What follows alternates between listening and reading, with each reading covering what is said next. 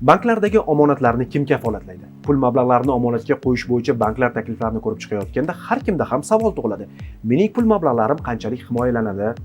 Bank bankrot bo'lgan taqdirda omonatni qaytarish muddati qanday? Kabi savollar paydo bo'lishi tabiiy.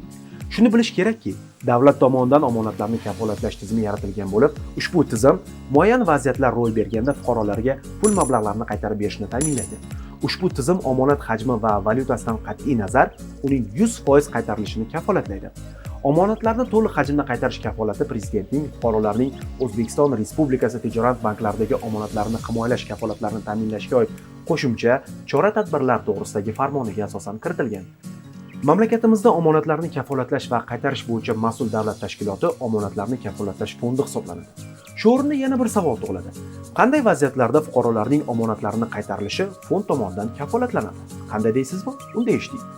Bank litsenziyasi Markaziy bank tomonidan chaqirib olingan taqdirdagina qaytaraman. Bank litsenziyasi Markaziy bank tomonidan chaqirib olingan taqdirdagina fuqarolarning banklardagi omonatlarini qaytarilishi fond tomonidan kafolatlanadi. Ammo bir narsaga yaxshilab ahamiyat bering. Omonatlarning qaytarilishi bank qayta tashkil etilgan holatlarda kafolatlanmaydi. Chunki omonatlar saqlanadigan hisobvaraqlar saqlab qolinadi.